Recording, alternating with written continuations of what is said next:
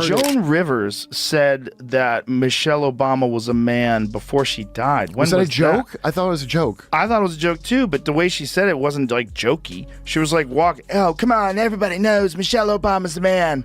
Like, remember that? Yeah, like, would Big Mike kill you for that? Well, I think she died because she had 1,000. Michelle Obama slammed for whining about costs in the White House. Okay. I don't know if you guys have seen this or not. This is her speaking with, is this the diaries of a CEO, right? So, Rob, if you can play this clip, this is her talking about how expensive it was to live in the White House. Go for it. It's expensive to live in the White House, yeah. As many people don't know. I mean, much is not covered. You're paying for every bit of food that you eat. You know, you're not paying for housing and the staff in it, but everything, even travel. If you're not. Joe Rogan and Patrick Bet-David sit down. No one's safe, not even Michelle Obama. In a fiery exchange of facts, logic, and razor-sharp commentary, the duo tore through carefully crafted narratives, exposing contradictions and political posturing with ease. This wasn't just a debate, it was a demolition with zero fear and maximum clarity. Rogan and Bet-David turned the spotlight around, and suddenly the voice of reason was caught fumbling for answers. Buckle up, this takedown hits hard. Everybody having a good time. The country's almost back to normal before World War III. COVID was just so strange. We lost a lot of people during COVID, and most of them are still alive. Yeah. Before COVID, I would have told you that vaccines are the most important invention in human history. After COVID, I'm like, I don't think we went to the moon. I think Michelle Obama's got a dick. I think Pizzagate is real. I think there's direct energy weapons. Joe Rogan leaned back in his chair, that familiar half-grin creeping across his face. You know the look, the kind that says, I'm not trying to destroy your argument, but I'm going to go ahead and do it anyway, and you're going to thank me for clarity. Across from him sat Patrick Bet-David, suit sharp enough to cut steel, eyebrows permanently arched like he's permanently suspicious of every government budget, campaign slogan, or public speaking engagement involving a teleprompter and vague promises of unity. Where he was saying that Michelle Obama should run for president. If she won, she could China would just give up. I was wheezing. I couldn't breathe. Big Mike. Big Mike. Let me hear to see what she has to say about being a first lady. I bet she says it was the greatest honor. Oh no, in the back of her mind, she wishes he wouldn't have won because it was so expensive. I don't understand. There's no way a publicist said, take this angle. The conversation had meandered from entrepreneurship to media control, then took a hard left turn. The kind of turn that makes your political GPS start smoking. Michelle Obama. The name dropped like a kettlebell on a yoga mat. Suddenly, it wasn't just a podcast anymore. It was a surgical takedown disguised as casual banter. And Michelle? She might as well have been walking barefoot through a minefield made of logic, facts, and inconvenient truth bombs. Rogan is calling out Oprah and Michelle Obama for hypocritical speeches at the DNC. Watch. She's up there talking about income inequality. Like, hey, lady. Yeah, I know. You're rich as Like, how is that equal? And also, when Michelle Obama was saying, you know, I think she was saying her mother or grandmother was always suspicious of people who took more than they needed. Yes. Like, you are worth so much money. Take more than they need, though. Patrick starts it off, as he often does, by pretending he's just asking innocent questions. He tilts his head like he doesn't already know the answer and says, so what exactly did Michelle do? Like, what did she do that wasn't symbolic? Cue Joe, whose facial expression at that moment could best be described as a hybrid between a shrug and a smirk. That weird philosophical limbo where he pretended to be open-minded, but deep down he's already cross-referencing 4 separate quotes, 2 interviews, and a 2009 policy memo. Obama and Harris. Harris comes back as the vice president. Michelle Obama's the president. We get a double dose of diversity. They'll win. Let's go, champ. They'll win. And then who's on the Republican side? DeSantis? Trump and DeSantis. They have to make a super team. It's the only way they win. She was first lady. Joe says slowly, dragging the words out like he's trying to remember if that title comes with actual responsibilities or just better seating at the Oscars. She did. Well, she gardened, which is great. Don't get me wrong. Vegetables are crucial, especially if you're trying to combat obesity by telling poor kids to eat kale instead of vending machine cookies while their schools are being cut. Brilliant strategy. Patrick chuckles, that controlled CEO laugh that somehow manages to say, I'm about to ruin this whole narrative, but in a business casual tone. He follows up with, but when it comes to actual change, measurable impact, what policy did she drive? What reform did she own? What did she initiate that didn't have a rainbow-colored logo or celebrity endorsement? And more importantly, did anything improve, or did the branding just get glossier? Joe, now fully engaged, leans forward and goes, dude, it's not just that she didn't do much. It's that her entire brand was about being above politics while secretly throwing political punches behind a smile so polished it could blind an optometrist on her way in. On her here. So for me, you know, I the only thing I see is I went on YouTube right now. You know what I typed up? I typed up Michelle Obama, okay? If she sees this clip or her marketing team watches this clip, go to filters and type in views and go to the second one, carpool karaoke. How many views? No, you don't go to it, Rob. I'm just saying, like, go to it, like, zoom in a little bit. 84 million. 8 years ago. Okay, go to the next one. Keep going. She's having fun. Ellen, right? 65 million. Yeah, having fun. Go to the next one. 44 million. What pattern do you see all three of them? She's having fun. Go to the next one. Keep going. It's like, here's Michelle empowering women by reading speeches written by interns who Google feminism 5 minutes before lunch. And then, as if the gods of irony were watching and texting notes to control room, Patrick brings up the Netflix deal. He doesn't even raise his voice. That's the scariest part. He just asks casually, so how does someone who says they're all about the people sign a $100 million media deal and produce documentaries that somehow forget to mention all the lobbyists her husband invited into the West Wing? Joe bursts out laughing, the kind of laugh that says, man, we're not even trying anymore.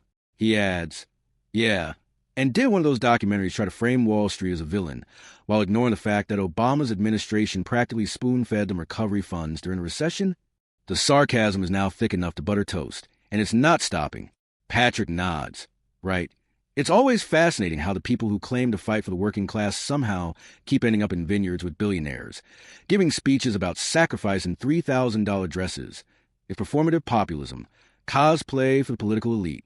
This story about Michelle Obama starting a podcast. And I kind of want to go through this, Michelle Obama's podcast. And her and her brother, they started a podcast. They look like twins. If you want to...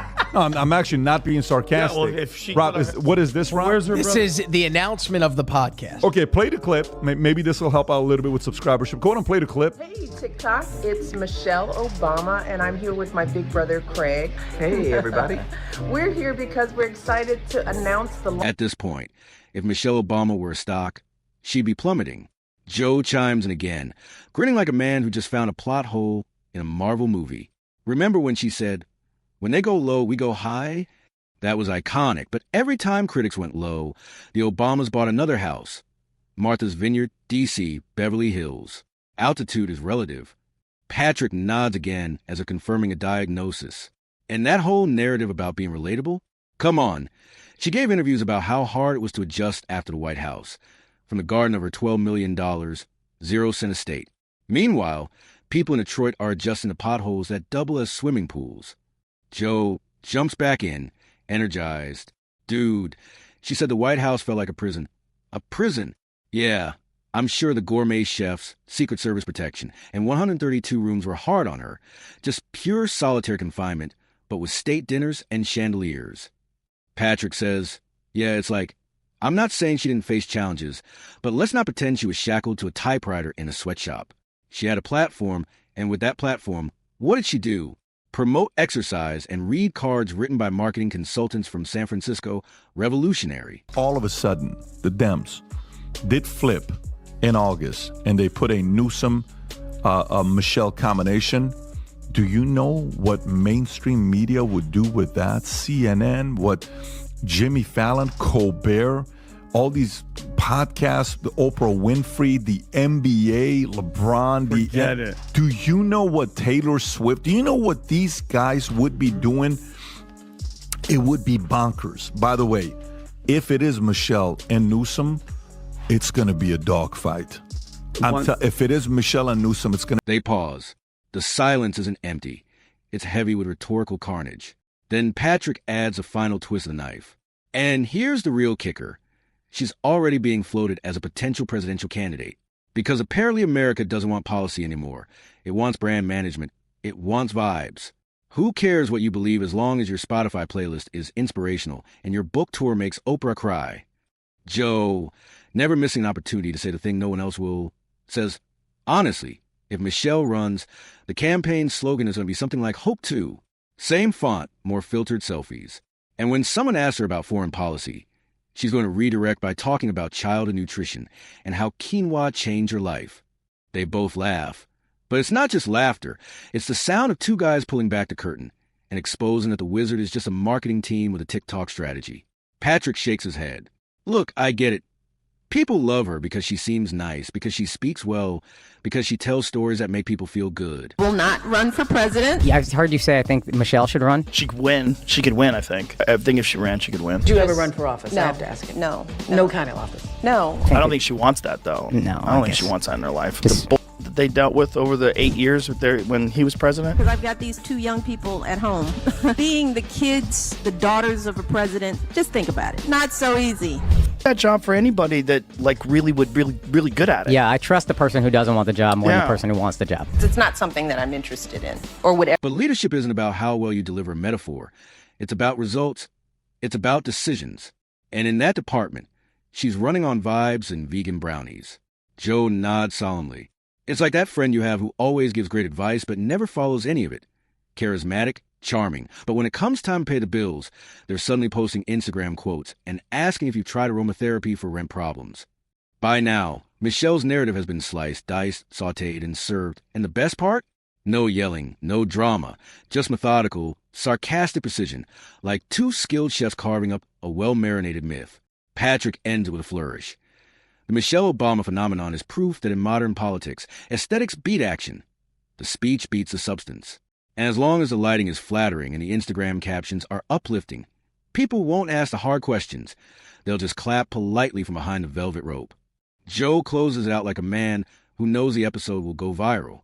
People get mad when you question figures like her because they've been turned into symbols. Why would you ever post this picture? No. They people were, and I'm actually not being funny. They were asking Barack, why would you ever post this picture? What part of Michelle's picture?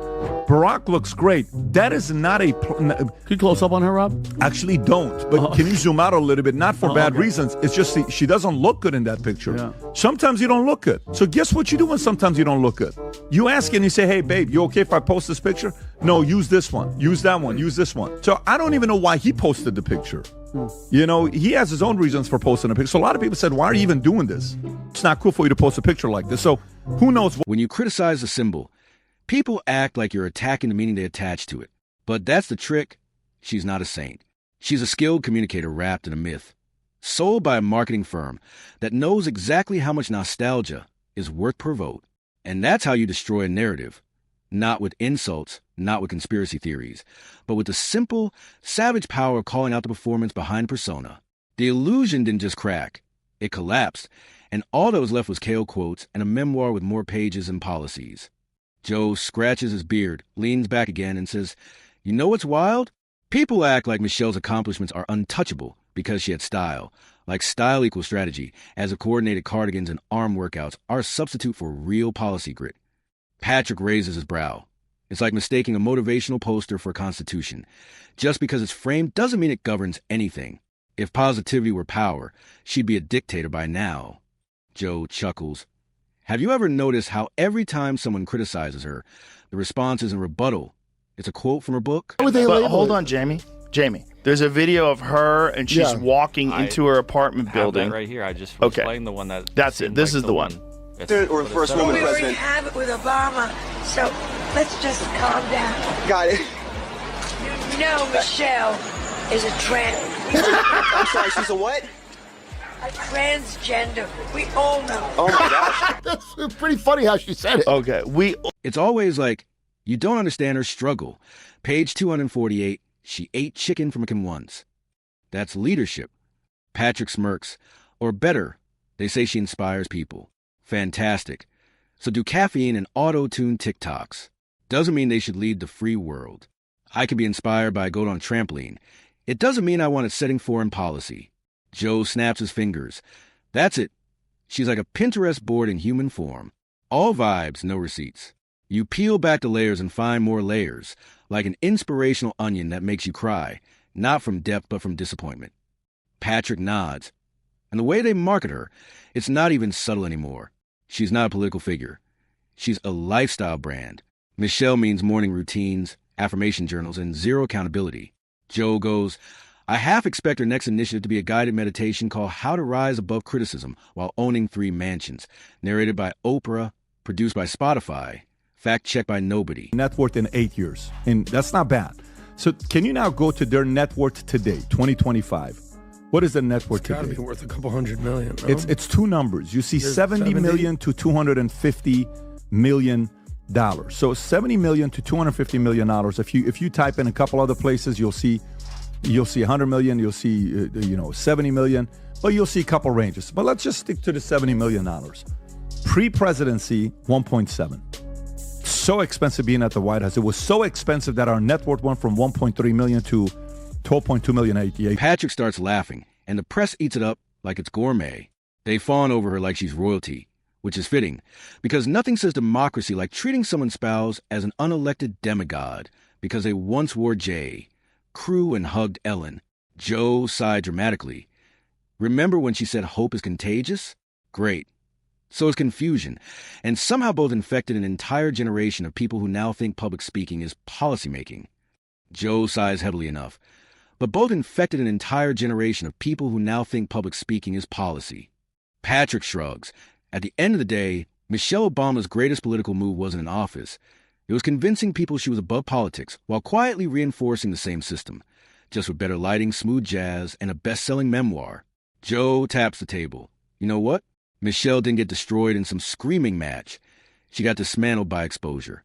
The myth walked into a room full of actual questions and came out looking like a motivational speaker who wandered off course into a Senate hearing.